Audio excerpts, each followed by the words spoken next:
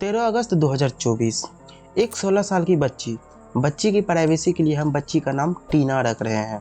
टीना दिल्ली से देहरादून जाने वाली बस में बैठ करके देहरादून के लिए निकल जाती है।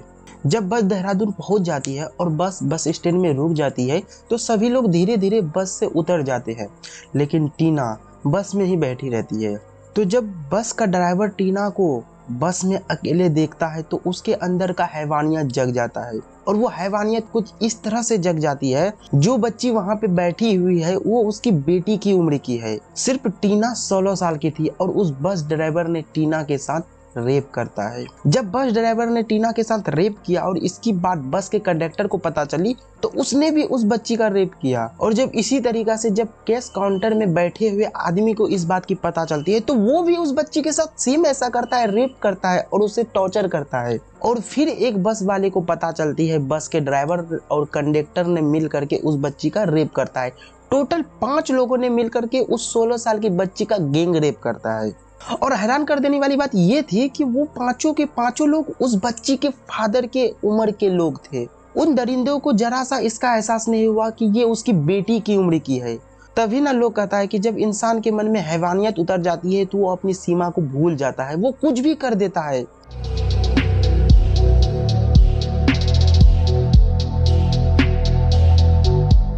बस स्टैंड की किसी दुकान के आगे में टीना इसी तरह से बैठी हुई थी। जब एक व्यक्ति ने टीना को इस हालत में देखा तो वो समझ चुका था कि इस बच्ची के साथ जरूर कुछ ना कुछ गलत हुआ है, और वो व्यक्ति सीधे वहां के टोल फ्री नंबर से पुलिस को कॉल करती है और उन्हें सारी सच बता देती है कि एक बच्ची यहाँ पे बैठी हुई है और वो बहुत ही बुरी अवस्था में है। पुलिस तुरंत देहरादून के उस बस स्टैंड में पहुंचती है और उस बच्ची को लेकर के अपने साथ चली जाती है। जब बच्ची से पुलिस स्टेशन में पूछताछ की जाती है कि बेटा तुम्हारा नाम क्या है, तुम्हारे मम्मी पापा का नाम क्या है, तुम्हारे मम्मी पापा कौन है, तुम्हारा घर कहाँ है, तो वो बच्ची ना पूरा शांत रहती है, वो कुछ भी नहीं बोलती है। तो फिर थोड़ी देर बाद वो बच्ची बोलती है कि मेरा कोई नहीं है, मेरे मम्मी पापा मर चुके हैं। और वो अपना घर कभी यूपी बताती थी, कभी देहरादून बताती थी। पुलिस वालों ने ये बताया कि उस बच्ची से जब सवाल जवाब पूछा जा रहा था तो वो बच्ची जिस तरह से जवाब दे रही थी उससे उन लोगों को पता चल रहा था कि ये बच्ची मानसिक रूप से कमजोर है। सर, क्या बच्ची मानसिक रूप से थोड़ी सी कमज़ोर दिखाई पड़ती है? क्योंकि आपने उससे बात की, तो उससे बात करके आपको क्या लगा? वो हमने काउंसलिंग रिपोर्ट भी पढ़ी है, उसमें भी साइकेट्रिस्ट के लिए काउंसलर ने लिखा है कि इनको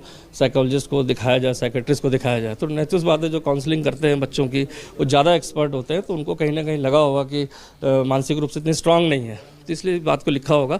और हमारी टीम ने भी जब बात करी तो बहुत ज़्यादा स्पष्ट जवाब नहीं थे हर चीज़ के।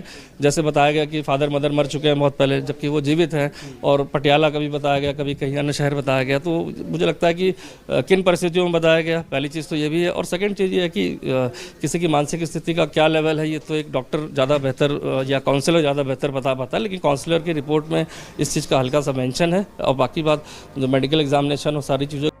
और थोड़ी देर बाद वो बच्ची बताती है कि 5 लोगों ने मिल करके मेरे साथ ऐसा ऐसा किया है। तो पुलिस की एक टीम देहरादून के उस बस स्टैंड में जाती है और लोगों से पूछताछ करती है कि यहाँ पे क्या हुआ था, आप लोगों ने कुछ देखा कि एक बच्ची के साथ कुछ गलत हुआ था।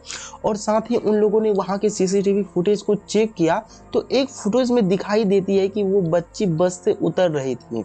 जब उस बस के बारे में पता लगाया गया तो पता चला कि वो बस दिल्ली से देहरादून के लिए आती है।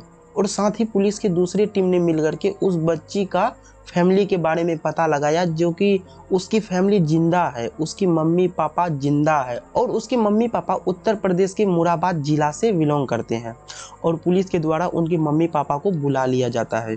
और जब पुलिस वालों ने उस बस के ड्राइवर से पूछताछ की तो वो पहले कुछ अच्छे से नहीं बता था। जब उसके साथ थोड़ा सख्ती से पेश किया गया तो वो ड्राइवर पूरी सच्चाई खुद से बता दिया कि उसने और उसके कंडक्टर ने, उसके बाद कैशियर ने और फिर एक बस ड्राइवर और एक कंडक्टर ने मिलकर के उस बच्ची के साथ कितना घिनौना काम किया। कुल 5 लोगों ने मिलकर के उस 16 साल की बच्ची के साथ इतना दरिंदगी से पेश आया। उस बच्ची को तो ये भी नहीं पता था कि उसके साथ क्या हो रहा है। जैसे मैंने आपको बताया ना कि वो बच्ची थोड़ा मानसिक रूप से कमजोर थी और वो पुलिस को अच्छे से बता भी नहीं पा रही थी कि उसके साथ क्या हुआ है। हैरान करने वाली बात ये थी कि वो 5 लोग उसके फादर की उम्र के थे। उन 5 लोगों को इसका जरा सा भी अंदाजा नहीं था कि उनकी बेटी की उम्र की वो बच्ची है। उस लड़की के साथ इतनी दरिंदगी से पेश आने के लिए उन लोगों का कलेजा नहीं कांपा। मतलब क्या यार, क्या हो रहा है हमारे समाज में। कोई बच्ची सेफ नहीं है, कोई कभी किसी हॉस्पिटल के डॉक्टर के साथ कुछ हो रहा है, तो कभी बस में चलती हुई बच्ची के साथ ऐसा हो रहा है। न जाने कितनी सारी केस ऐसी है कि हर दिन कुछ ना कुछ बच्चों के साथ, लड़कियों के साथ ऐसा गलत होता है। सरकार को ऐसे रेपिस्ट को इतनी बड़ी सजा देनी चाहिए कि कोई इस टाइप की हरकत करने से पहले भी 100 बार सोचे। तो मिलते हैं नेक्स्ट वीडियो में, तब तक के लिए बाय। बस अपना ध्यान रखना, अपने फैमिली के अलावा किसी पे भरोसा मत करो। ये दुनिया बहुत मतलबी है, सब मतलब के लिए यूज करता है, इसलिए अपने मम्मी पापा भाई बहन से ही बस मतलब रखो, बाकी किसी से कोई मतलब नहीं। जो हल्का फुल्का है बस अपना ध्यान रखो, अपने फैमिली का ध्यान रखो, अच्छे से रहो। बाय।